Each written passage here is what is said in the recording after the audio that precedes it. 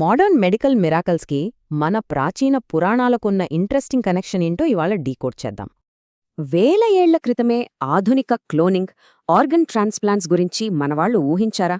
Let's find out. ముందుగా cephalosomatic ఎనస్టోమోసిస్, అదేనండి తల మార్పిడి చికిత్స గురించి మన గ్రంథాలు ఏం చెబుతున్నాయో చూద్దాం.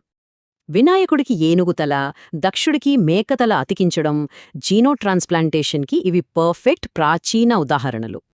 అంటే వివిధ ప్రాణుల మధ్య అవయవాల మార్పిడి అనే కాన్సెప్ట్ అప్పట్లోనే ఎంత క్లియర్గా ఉందో చూడండి. అశ్విని దేవతలు దధీచి మహర్షిపై చేసిన సర్జరీలు అవయవాలను ప్రిజర్వ్ చేసే అడ్వాన్స్డ్ టెక్నిక్కి అద్దం పడుతున్నాయి.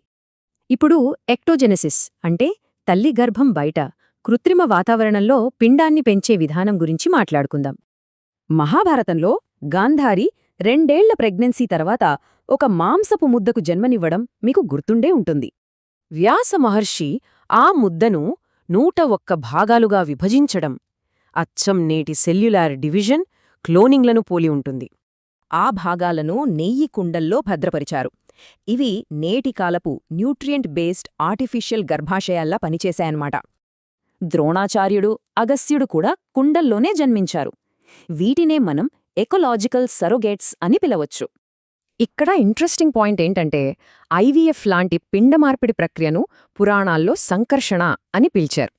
కంసుడి నుండి బలరాముడిని కాపాడేందుకు ఆ పిండాన్ని దేవకి గర్భం నుంచి రోహిణి గర్భంలోకి సక్సెస్ఫుల్గా ట్రాన్స్ఫర్ చేశారు. బాడీ ఆ పిండాన్ని యాక్సెప్ట్ చేయడానికి ఆ ఇద్దరు తల్లులు యోగ నిద్రలోకి వెళ్లారని పురాణాలు చెబుతున్నాయి. వంశాన్ని నిలబెట్టుకోవడానికి అప్పట్లోనే ఇలాంటి సరోగేసి పద్ధతుల్లో మనవాళ్లు యాక్సెప్ట్ చేయడం నిజంగా మైండ్ బ్లోయింగ్ కదూ. నెక్స్ట్, మగవాళ్లు గర్భం దాల్చడం, సర్జరీ ద్వారా బిడ్డను బయటకు తీయడం. ఇవి వింటుంటే సైన్స్ ఫిక్షన్లా అనిపిస్తోంది కదా. మంత్రజలం తాగి ప్రెగ్నెంట్ అయిన యువనాశ్వ మహారాజు కుడివైపు పొట్టను కోసి బిడ్డను బయటకు తీశారు. దీన్ని మొట్టమొదట సిజేరియన్ ఆపరేషన్గా చెప్పొచ్చు. ఆశ్చర్యంగా ఆ తర్వాత తల్లి బతకడం, బిడ్డకు ప్రత్యామ్నాయ పోషణ అందడం విశేషం.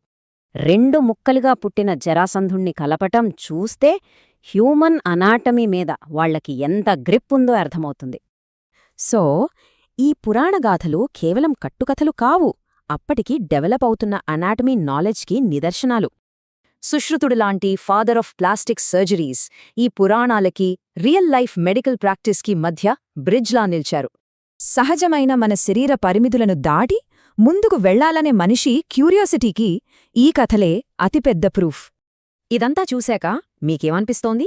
నేటి మోడ్రన్ మెడికల్ మిరాకిల్స్కి మన ప్రాచీన ఊహాశక్తే నిజమైన బ్లూ ప్రింటా?